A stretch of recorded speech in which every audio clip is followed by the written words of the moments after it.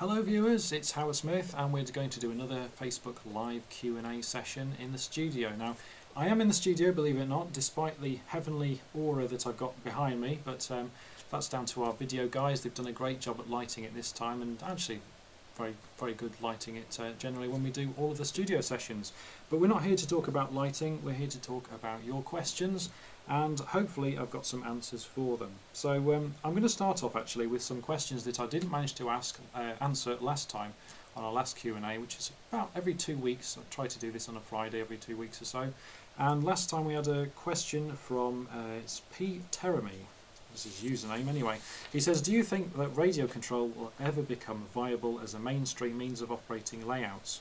Articles appear every now and then, but it seems a very niche interest despite the potential to do away with the problems that arise from wheels, pickups and power through the rails. I sort of answered this a little bit last time in the sense that radio control it works as a principle. There are manufacturers that are developing systems whereby you've got a battery inside the locomotive and you can drive your locomotive around your layout and stop it over a wireless charging point, and that will extend the life of your battery when in use on the layout. But the problem is, generally, as a means of control, radio control, it's battery life, and when you're operating a layout at an exhibition, it can be a bit of a problem when you run out of battery midway through an operating session. And also at home, you might want to just go up into the loft, play some trains for instance, and then hey presto, you just realise you want to go start running something, the batteries are all flat and you've got to start charging them up, and by the time they're all charged you've lost interest. So probably not mainstream. It's still in use by sort of people who have garden railways. It's brilliant for that. When you get leaves on the line, doesn't matter, you can just plough on through them, and of course for larger scales because you've got room for the batteries then. But we did talk about this two weeks ago on the last Q&A, and there are problems with a smaller scale sort of N gauge trying to fit those batteries in, so probably not mainstream for the interim anyway. One here from Andy Goodwin: is it best to run lighting on a separate circuit, or can it easily be done on the main bus? I'm assuming he's referring to DCC here when he talks about the main bus, but I would recommend running your lighting circuit on your layout on a separate bus. And the simple reason for that is that if your layout goes down, if you've got a short circuit on the main track circuit, something like that, and you have a power outage, it's not as obvious as having all of the layout lights crash at the same time, so that can be a little bit embarrassing. I think the main thing to think about when you're wiring a layout is it all depends on size. If it's a massive layout with lots of different sections on your DCC power supply, then you're probably better off just cutting it into sections and running your lighting system separately. But if we're talking about one locomotive running around on a little loop of track which is no more than 2 foot in sort of diameter, it's fine. I wouldn't worry about that too much. Julian Sprott asks, with the rise in good quality and reasonably priced O-gauge locomotives and rolling stock, do you see it overtaking N-gauge in popularity and sales in say 10 years time? Julian, it is difficult to put any sort of number on the number of things being sold in any particular gauge. I mean, we have a rough idea as a magazine in terms of the proportion of 00 sales versus O-gauge and N-gauge, but it does vary from year to year. It just needs one manufacturer in O-gauge, say Dapol, who releases a load of wagons and a locomotive one year to potentially almost reach the number of N-gauge sales at the same time, because the number of O-gauge Class 08s and little Terriers that have been sold is actually quite surprising. So do I see it overtaking N-gauge in popularity 10 years time? I don't know. The problem with that is that you can sell a lot of stuff in O-gauge, and it can bring people from 00 gauge up to O-gauge, but in terms of N-gauge is always going to win for the amount of space required, and a lot of people who are starting out in the hobby, which is what we tend to find as a magazine, people reach retirement age, they want to start off in the hobby, they're not going to jump in at this sort of O scale side of things. It's always going to be N or 00. So interesting to see then if we've got perhaps it might overtake it in 10 years time. I don't know. I have my doubts, I have my suspicions about that, I have to admit. So there we go. One here from Malcolm Vale: Howard, why are Bachmann producing a Class 24 when they will be unable to better the SLW one? Okay, so this is Sutton Locomotive Works, one that Malcolm Vale's talking about. We don't know that, Malcolm. You never know. It could be a brilliant model. It might surpass things. You know, there's no guarantee when a ready-to-run manufacturer is releasing a model until you've actually seen the finished product that it will be any poorer or any better than previous iterations. So, you know, who knows? I wouldn't speculate. Ruby Bones asks, Howard, don't you think it's about time 3-rail track was produced by Pico for all us EMU nutters? His words, not mine. And for underground model fanatics. 3-rail track. Again, it's down to supply and demand. We've touched on this the last time. Underground, I don't see many underground models being represented at exhibitions. I mean, we see a few from time to time, but it's not sort of anyway mainstream. And for a manufacturer like Pico, who wants to keep it relatively simple, you just want your sort of concrete, steel sleeper and wood sleeper varieties of track. You've also got the codes to think about, so they're still producing code 100, they're still producing code 75. By the time you start to do all of those, you know, analyse how many of these packs they're selling, 3-rail track is probably not enough demand for it. And they also produce a great little variety of chairs with rails. And I have to admit, they're not that difficult to use. They just need to drill some holes in, I think it's every 3rd sleeper, maybe every 4th sleeper. I'm sure an underground fan will correct me on that, just to apply the 3rd rail chairs. And hey presto, your tracks are laid. And you only need to do it once. It's not like it's a sort of time repetitive problem. So I guess that kind of answers that question. George Willett asks, a bee in my bonnet is how to build a baseboard that doesn't sound like a drum. Okay, have you or your team / readers found an answer? Maybe one for a reader's challenge. Okay, he also goes on to say that it's a problem when he's running DCC sound. So building a baseboard, there's a variety of techniques that you can use to build a baseboard. The most common now is plywood, and that's just a plywood top with some sides and potentially some formers in the middle just to support it. All depends on your dimensions really.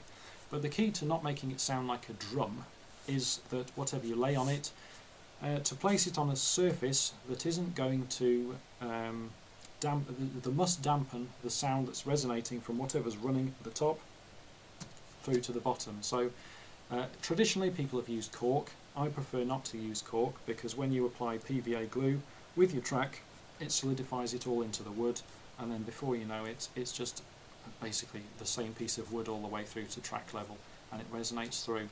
The easiest way to avoid sound is to lay it on a very thin layer of, say, Depron foam, about 3mm thickness. You can find that at builders merchants, and some of the suppliers are now stocking this, and that won't solidify to the same extent as cork when you apply the glue.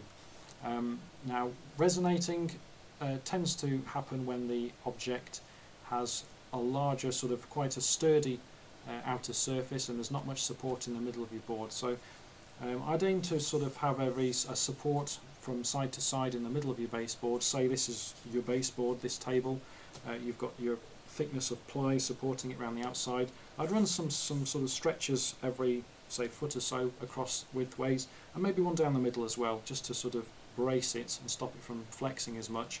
And that will also help to dampen some of the sound, because the sound that you're hearing is the fact that the sound is able to travel across a large surface area. If you're restricting that sound to where the track is, just to a square foot or so, it's only resonating in that little area, so it doesn't make as much noise. So I hope that helps your question. We've got some more from our Facebook page now, so kicking things off, David Jones asks, with the likes of Hattons and Rails as resellers now moving into the world of manufacturing, should the traditional manufacturers like Bachmann and Hornby change approach? If so, what do you think they should do to adapt? Right, so this is basically a question that's asking you know, the various retailers that are doing these private commissions that are exclusive to their model shops, Is it affecting Bachmann and Hornby, and if so, how are Bachmann and Hornby going to react? Difficult to say, because obviously it would be nice to be in the boardroom at Hornby or Bachmann when these meetings are taking place, because I've no doubt they are taking place currently with these changes occurring. But I think, you know, in the grand scheme of things, Hattons and Rails aren't offering the same quantity of product as Bachmann and Hornby as an exclusive model. I know they are offering, for example, Hattons with its Class 66, about 30, 31, 37 different liveries of it, which is a heck of a lot. But that is just one locomotive. If they were to start producing on the same quantity and scale as Bachmann and Hornby, with a whole different range that's being produced every single year, various liveries, then you start to have the same sort of similar, potentially supply difficulties that they encounter from time to time, where you've got a factory which is capable of X amount of output, and how you fill that output is largely determined by product flow throughout the pipeline, whereas if you've just got 1-2 products, you're not going to completely fulfill that product, that factory's output. So, and also you've got the things down to pricing and you know, how common is the product, how many you're looking to produce. There's so many different things, that the variables, it's hard to sort of pinpoint how, you know, how Hattons and Rails would ever reach that sort of scale of manufacturing. But who knows, you know, there's nothing to say that they wouldn't one day. But yeah, stay tuned. I'm sure we'll find out over the course of the next 12 to 18 months if there is any sort of counter plan. That'll be an interesting one to find out. One here from Gary Payne, who asks, BRM being one of the popular magazines, the possibility for any of us modelers getting a picture or small feature is a huge confidence builder. He goes on to say, so why doesn't BRM promote a younger audience, like showing a kids corner, to encourage the younger generation to build a layout? What are your thoughts? That's a good question, Gary. It's actually one that I thought about, funnily enough, about a month or so ago.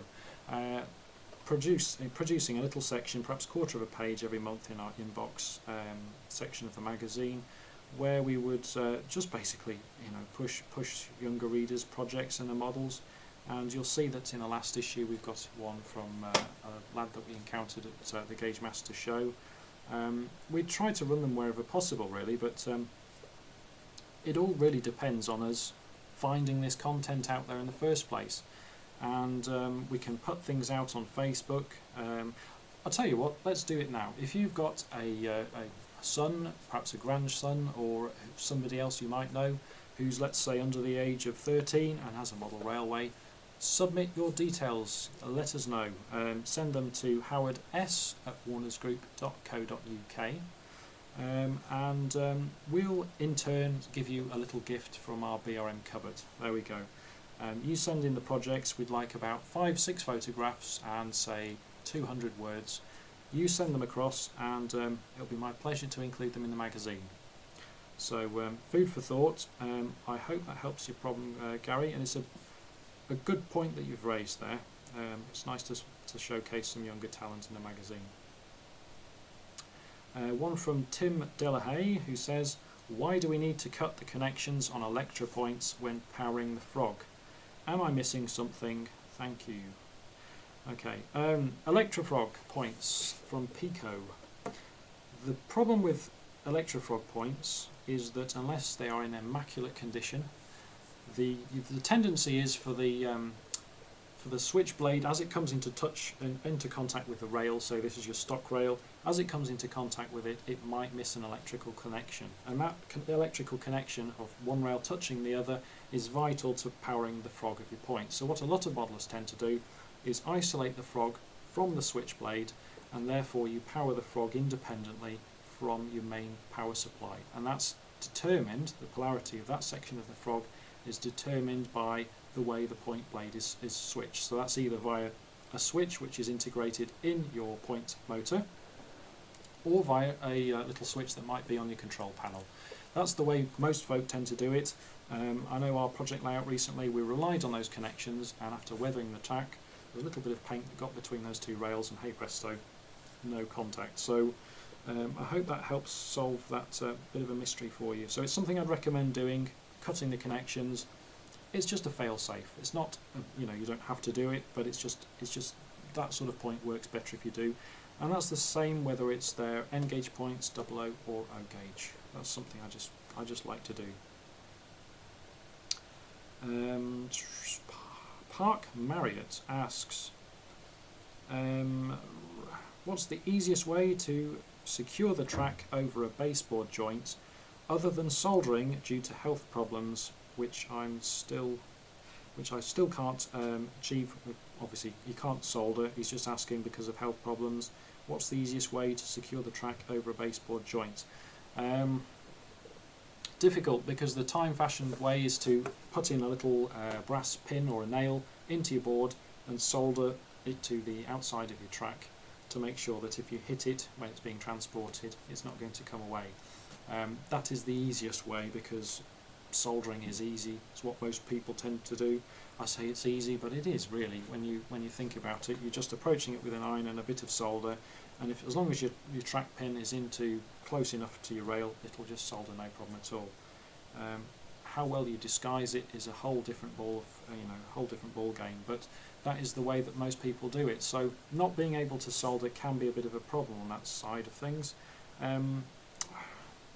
You could try to pinch, hammering in the nail, and then going around it with some 2-part epoxy to your track if soldering is a problem, but is there anybody you know who might be able to solder that could do it for you? That would be my suggestion, because once things are soldered, and if your pin's far enough into the baseboard, it's not going anywhere. You don't need to worry about it. So yeah, you could do with soldering that. I know you can't, but see if you can find somebody who can, or just ask at your local model club. They might be able to help you out. Somebody might be able to pop along.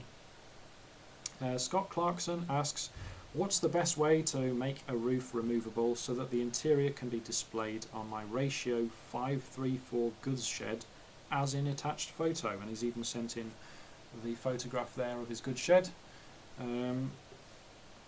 It depends how much of your goods shed interior you want to be visible, really, I guess.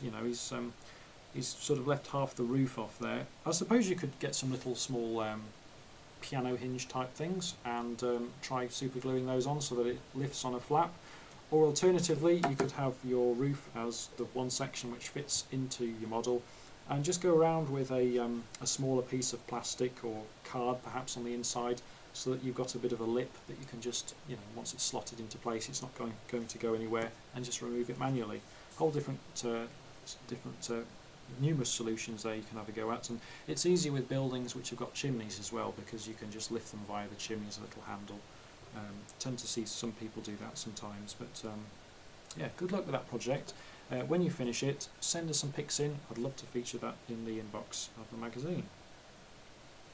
Alan Pollock, the question for me is, do you expect some 4- and 6-wheel coaches to be made, and do you expect them to sell? There's a great interest in pre-grouping things at the moment, Alan. This sort of thing, 4- and 6-wheel coaches, is quite early on in that pre-grouping sort of era. But with the release of the Stirling single, GNR locomotive there, it's often seen with 6-wheel coaches, so who knows, one of the manufacturers might want to tackle it. I don't know, not for me to say, but I guess it's all down to market demand. So if there's enough of you out there, keep lobbying them. I'm sure they'll have a go. That's the way it tends to work. Why do manufacturers tool up for models we can't purchase, asks David Harry Boone. Why is getting hold of bog standard items like Voyagers, Sprinters and Turbo Stars a 3-act drama? Why do Hornby's Mark III buffet cars cost upwards of 54 to 89, let alone Mark III sleeping cars? Wow. This is from David. Okay, David. We kind of touched on this last time. Supply and demand. Manufacturers don't want to be left with stock that's sort of lingering in a warehouse somewhere where the capital is tied up, particularly Hornby with their current financial state. So the tendency nowadays is for smaller runs, you pre-order, they get the money up front, and then that way it's pretty much a lot safer from their point of view and selling things. However, it means that if you haven't placed your pre-order beforehand, the trouble is you might not get the item. So the tendency now is just to have to pre-order in advance, and then it's low risk from the manufacturer's point of view, and you get a model which is guaranteed anyway. And again, we touched on cost last time. It's all down to, people don't work for free in China anymore. There's a rising middle class in China. Salaries have increased, so it all sort of needs to be factored into the equation. Let's see. Okay, Richard Watson asks, with traditional manufacturers taking several years to bring a new model out and big retailers managing to get the same result in as quick a time as 13 months from design to shelf, do manufacturers need to change the way they go about the process? So this is from Richard about, again, the sort of smaller, I say smaller, but some of the larger retailers and model shops manufacturing their own goods and chewing away at the heels of the larger manufacturers. Yes, it might take 13 months from design to shelf because they'll have their own dedicated team that will just be working on that one product. When you look at somebody like Bachmann or Hornby, their designers are working across a multitude of different products, and that's their real speciality. So, time is going to be a good test of how sustainable this is with Hattons and Rails. Again, if they can release it in 13 months, and if they make a tidy profit, there's no reason why they shouldn't continue doing it. And of course, as long as you, the modeler, is out there willing to grab these models and run them on your layouts, and all good to you, they'll keep doing it. So let's see. Let's not speculate on that sort of thing. Gary Scott, how do you replace Hornby J94 wheels with newer ones? Okay. Gary, we did a similar sort of article not so long ago. I think we converted it to EM. What I would advise you do is take a look at your instruction manual for your locomotive, which will be supplied with your model if you bought it from you. And in that you'll have a diagram for lubricating. It also shows you usually an exploded diagram of the model. So you just need to remove a few screws as long as you've got access to your coupling rods, and you'll have an axle with a gear on it. You can look at different axles from markets. There'll be a variety of suppliers out there that will be able to get you the correct sized diameter and number of spokes, more importantly, for your locomotive. So if you're still in doubt, drop me a line on my email address, howard@s01ersgroup.co.uk, and I'll try my best to help. Model Railways Unlimited asks, is there a supplier of small carbon brushes to replace those found in modern tin can motors? Yes, there is. Whether it's doable or not remains to be seen, because the problem with motors is most of them, the carbon brushes, the top of the motor is plastic, the side of your motor is metal, hence the name the can motor, and you tend to hold on the back of the motor with two little lugs that are metal just folded over. Now those have been folded in the factory to one sort of set angle, and as you start moving them apart you tend to loosen them and work them loose. You can only sort of change the brushes once, but I have to admit most tin can motors I haven't seen have little carbon brushes. It tends to just be two little sort of bronze finger followers that rub on the axle of the motor, so I don't know. Take a look at Peter's spares. I mean, he's usually got, it's a lot easier and more cost effective, I think, just buying a brand new motor, because you know where you stand with it. And sometimes if you haven't got the back of the motor in properly, it might not last as long, and then you run into the problems of, you change the brushes but the rest of the mechanism is worn out. If a motor's worn out to the point that it needs its brushes changing, then the rest of the mechanism isn't that far behind, so a second-hand unit might be cheaper in that case. Mikey Lambert, what's the best way to put down grass on a layout? Depends on your budget, Mikey. I'd go with a painted all green to start with if you're doing grass. That kills whatever you might have underneath in colours, such as, I don't know, you might have used some papier-mâché, you might have used some plaster. That's really, really white. If you start putting grass down on that, it's going to show through like nobody's business. So paint it either a muddy colour or a sort of greeny khaki colour, just to kill that colour. and that way if you've got any chips or dents in your baseboard or your model, it won't show through to that sort of chalky white colour. And after that you can go along with some flock. I tend to use some sort of powdered flock, Woodland Scenics, from Bachmann, or there's a whole different selection of products out there you can use on the market. If you actually look around, there's phenomenal quantities. I could probably name about 20. But yeah, PVA glue all over, good generous helping of that. Go over with your flock, allow it to dry, and then you can start going over with some static grass and just building up areas of mounds. So you start off with your lowest level of static grass first, such as 1 or 2 millimetre. All depends on what scale you're working in, of course, because you don't want to go above about say 5-6 millimetres for a double O, maybe a bit more in O gauge. You could perhaps push it to about a centimetre, perhaps even 15 mil in O gauge. And of course N gauge probably 1 or 2 millimetres if that, at all. Flock I tend to find looks better in N gauge than static grass sometimes, because the grass fibres just look too big.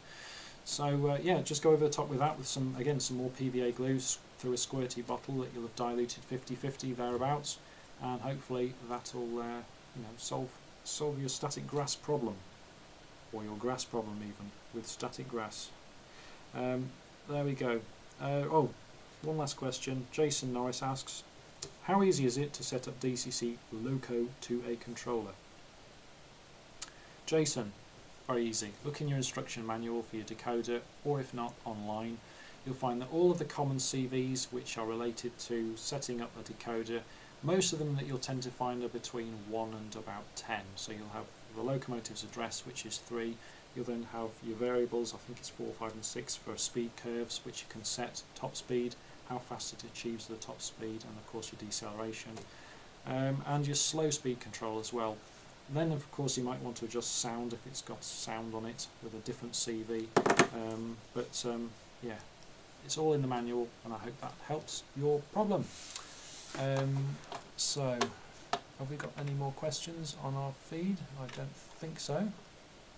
We've got some thumbs up from some people there, that's very nice to see. So I think that's answered all of your questions. Of course, there is one lucky winner though for our prize draw, which is a Bachmann Class 101 diesel multiple unit in Network Southeast livery. It's got DCC sound, and it's also got passengers. Double bonus. So there is one winner for that, and I can announce that it is Gary Payne. Congratulations to him with his question. I'll get this thing shipped out to you this coming week, and hopefully you can send some pictures of it in use on your layout, and we'll get those in the next issue of the magazine. So until our next Q&A, cheerio folks, enjoy your modelling, and I hope you enjoyed this session.